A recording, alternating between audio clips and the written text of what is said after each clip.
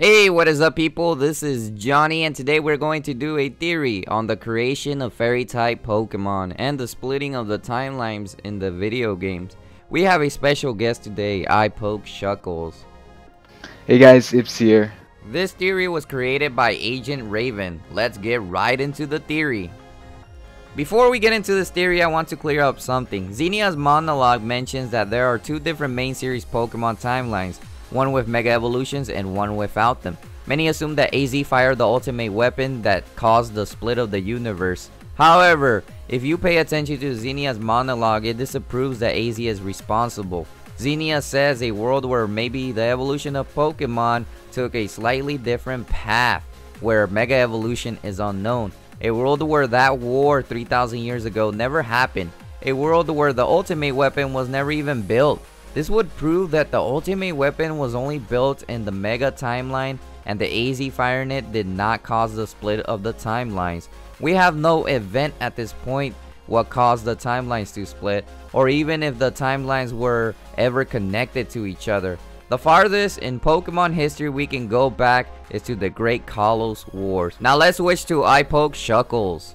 Now we're going to be talking about the creation of fairy types, and you may be wondering, what does this have to do with anything? The theory will explain how fairy types were created as well as what event caused the split in the timelines, and why fairy types only existed in the Mega timeline or were introduced in Gen 6. To start off, remember when Arceus and Giratina fought a long time ago, leading Giratina to be sealed away? Well, this event may have been the cause of the splitting timeline into 2 or even 3. You see, in order to make this theory work, you have to assume that Arceus created all of the 15 different types of Pokemon from Generation 1 before this even occurred. There are 3 different scenarios that may have occurred. The first one we're going to be talking about is the Mew timeline. In this one, Arceus may have defeated Giratina or the battle never happened. That means no Dark, Steel, or Fairy type Pokemon existed due to the absence of Arceus since the creation of the universe, leaving Mew to be the most elusive Pokemon in Kanto. It is held as the ancestor of all Pokemon. This timeline would only include the original Generation 1 games without Arceus not being around. Many strange glitch Pokemon appear. You could even say that there are other regions that didn't exist in Universe 1. Now the second scenario would be Arceus struggles to defeat Giratina, so he creates new plates such as the Iron Plate to help him resist Giratina's Dragon type attacks, as well as the creation of the Dark Plate to resist Giratina's Ghost type attacks. This would enable Arceus to defeat Giratina basically. With that being said, this would be a standard timeline that leads all the events of Generation 1 remakes to Generation 5 games.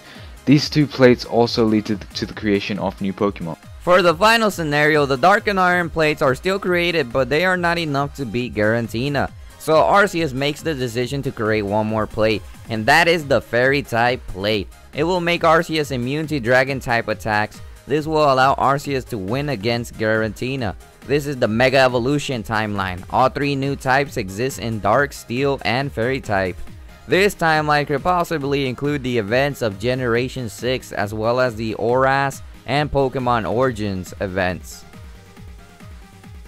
A special thanks to Agent Raven for creating this series. Also, a special thanks to IPokeShuckles for joining us in this theory. If you want to check out his channel, click on his avatar on the left. And if you haven't checked out some of my previous videos, make sure to click on the right boxes on the right.